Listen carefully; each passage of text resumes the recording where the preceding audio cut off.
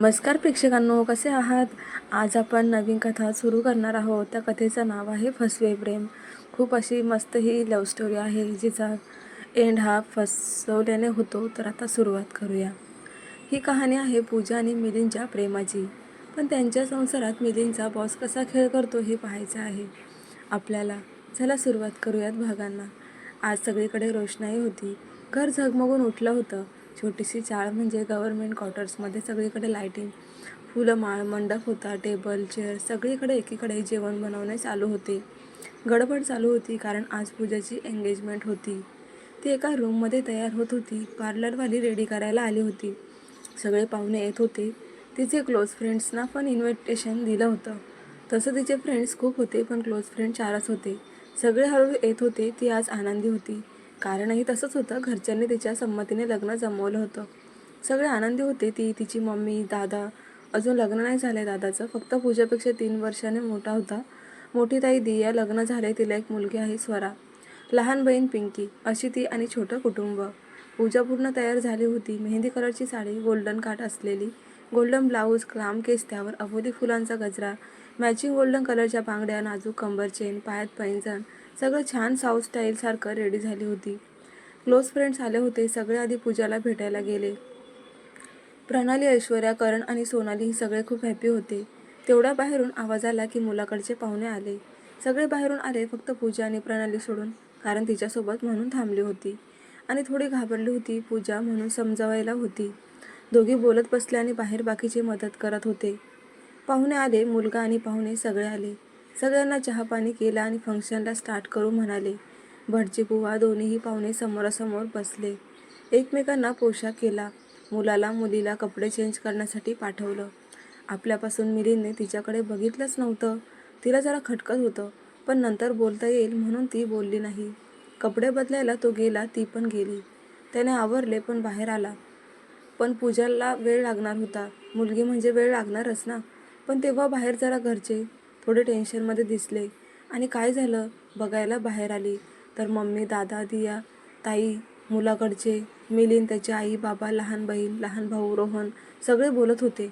काय झालंय तुम्हाला? असे का थांबला? पूजा, काही नाही. अगं तुझा आत. दिया ताई, अगं पण झालं काय? तुम्ही एकदम असे शांत का झालात आणि एकत्र का? पूजा, पूजा तुला सांगितलं ना आज जा. दादा बोल. तिने मम्मीकडे बघितलं तर तिच्या डोळ्यात पाणी दिसले. 1 मिनिट, मला सांगा इथे चाललंय काय? मम्मी का रडते? पूजा, कोणच काही बोले ना म्हणून परत विचारते. सांगा ना काय झालं? पूजा. सगळे शांत होते. कोणी काही बोलत नव्हतं. तेवढ्यात मिलिंद पुढे झाला आणि बोलला, पूजा आता ही एंगेजमेंट होणार नाही. पूजा शॉक झाली. हा असा का बोलतोय म्हणून? का, काय झालंय? पूजा, बघ ना रुपाली, तू तरी सांग समजावून त्याला. सासूबाई बोलल्या, राहुल अरे असं नको करू, आम्हाला मुलीसारखी आहे. असं झालं तर लोक काय म्हणतील तिला. सासरे बोलले, दादा असं नको करूच रे, बहिणी किती चांगली आहे. दिदी आणि रोहन बोलले, बोल ना, असं का करतोयस? काय झालंय? तू असं अचानक का बोलतोयस? पूजा, अहो मिलिंद असं कसं बोलता? बाहेर सगळे पाहुणे. मम्मी बोलली रडतच, मी फक्त एवढंच सांगतो, हे एंगेजमेंट नाही होणार. मिलिंद, पूजा शांत बसले. काहीच बोलले नाही. कारण सगळी स्वप्न, सगळी अपेक्षा एका मिनिटामध्ये तोडली होती. ते पण कारण न सांगता.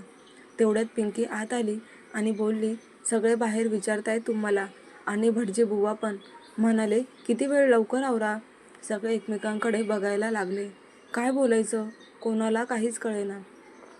सगळे बाहेर जायचं तर सांगायचं काय सगळ्यांना? मम्मी आणि सासूबाई तर रडायला लागल्या. तर मम्मीला, दियाला ताई आणि सासूबाई दिदी शांत करत होत्या. पूजाने सगळीकडे बघितलं. राहुल तर शांतच होता. तो काहीच बोलत नव्हता. दादा आणि सासरे बाहेर गेले तर बाहेर तसंच मागे राहुल गेला. पूजा पण लगेच बाहेर गेली. सगळे आमच्याकडे बघत होते आणि बाकीचे आमच्याकडेच बघून कुजबुजत होते. बाकीचे आतच रडत होते. सगळे शांत झाले तसे दादा पुढे झाला आणि बोलला, आता ही एंगेजमेंट होणार नाही. आम्हाला माफ करा. पुढे होऊन सासरे पण हात जोडले. तेवढ्यात कोण तर हळूच बोलले, मुलीला एवढं शिकवाल तर असंच होणार. तेवढा तितका वेळ थांबून मिलिंदच्या अक्का आणि आत्या आल्या आणि म्हणाल्या, तुला कळतंय का मिलिंद, तू काय करतोयस? तो बोलला, आत्या तुला काही माहीत नाही, सो तू यात नको पडूस. अरे तू असं कसं बोलतोस? तू एका मुलीचं आयुष्य नाही खराब करू शकत. आत्या, मला जे वाटतं तेच मी करतोय. मिलिंद, अरे पण असं झालं काय? तू अचानक असं का करतोयस? आत्या, तो काहीच बोलत नाही. आधी विचारूनच ठरवलं ना लग्न? तेव्हा तर हो बोलला. मग आता काय झालं तुला? आत्या. तेवढ्यात आई, मम्मी, ताई, दीदी बाहेर आल्या. अजूनही त्या रडतच होत्या. तो काहीच बोलत नव्हता. बाकीचे सगळे दोन्ही घरच्या लोकांना बघून कुजबुजत होते. या मुलीचं तो असं आयुष्य खराब नाही करू शकत. आत्या. पूजा तर शांत झाली होती. रडत पण नव्हती. तिला पण धक्का बसला होता. एक जण पाहुणा तिथे तेवढ्यात आला. बोल आणि तो बोलला, चुकीचं आहे तर तिला कशाला शिक्षा? तिचं दुसऱ्या मुलासोबत एंगेजमेंट करून टाका. आत्या पण शांत झाली आणि पुढे होऊन दादा आणि सासऱ्यांना बोलली, लोक असेच आता पूजाला दोष देणार. त्यापेक्षा आपण इथेच मुलगा बघू आणि एंगेजमेंट करून टाकू. दादा आणि सासरे बोलले, आम्हाला नाही हरकत, पण एकदा पूजाला विचारा तिला काय विचारायचं आहे. आत्या. असं कसं बोलतेस अक्का? सासरे. तेवढ्यात एक ब्लॅक कलरची BMW बाहेर आली. पुढच्या दरवाजा उघडून एक 6 फूटचा बॉडीगार्ड आला. इकडे तिकडे बघत दरवाजा उघडला. त्यातून एक माणूस आला. वयाने 35च्या पुढचा वाटत होता. नजरेत लालचीपणा लगेच दिसून यायचा आणि एक नंबरचा स्त्रीलंपट होता. दिसतच होतं ते. राकेश सर, राहुलचे बॉस, कंपनीचे मालक. ते इकडे एंगेजमेंटला येणं जरा गडबडीचंच वाटत होतं. आत आला तसे सगळे त्याच्याकडेच बघत होते. तो पुढे होत राहुलला काँग्रेट्स करायला हात पुढे करत म्हणाला. नजरेने इशारा केला. राहुलने त्यांना सांगितलं, सॉरी सर, ही एंगेजमेंट नाही झाली आणि होणारही नाही. काय झालं? काही प्रॉब्लेम झाला का? मिस्टर राकेश. सगळे शांत बसले. कोणच काही बोलेना. मग पुढे होऊन अक्का बोलल्या, एंगेजमेंट होणार. मिलिंद असो वा नसो, मी या मुलीचं आयुष्य खराब नाही होऊ देणार. त्यांनी इकडे तिकडे बघितलं आणि मोठ्या आवाजात अक्का बोलल्या, लग्न न झालेलं पोर इकडे या. मग सगळेच एकमेकांकडे बघायला लागले. कोणाला काहीच कळेना नक्की चालू आहे काय. आणि मग त्या बोलल्या, कोण आहे का या मुलीशी लग्न करायला तयार? आत्या. अक्का. तू काय करतेस कळते का? सासरे लगेच बोलले. राहुलचे बॉस पुढे झाले आणि मागे बघून मिलिंदला हळूच एक मिस्ट्री स्माईल देत आणि पुढे झाले. मी आहे तयार मिस्टर राकेश. सगळे त्यांच्याकडे आणि एकमेकांकडे बघायला लागले. पण मी नाही तयार. पूजा लगेच बोलली. तिने सगळ्यांकडेच बघत अक्कांना पण बोलली, मी नाही करणार एंगेजमेंट. बस करा आता माझ्या आयुष्याचा खेळ. पूजा.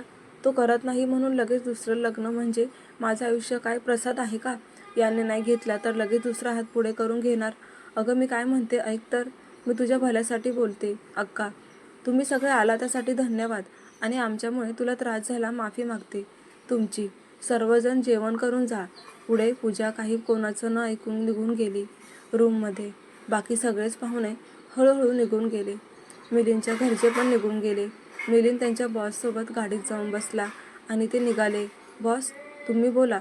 तसंच केलं मी. मिलिंद. बॉस. मिस्ट्री स्माईल देत. अक्का. अक्काने तर सगळं बरोबर केलं. मग सर आता तुम्ही काय करणार? मिलिंद. आता मी तुला सांगू का मी काय करणार? Mister Rakesh sir. मिलिंद शांत बसला. तुझं काम संपलं. मी बघेन पुढे काय करायचं. मिस्टर राकेश. आईकडे पूजाच्या घरी पण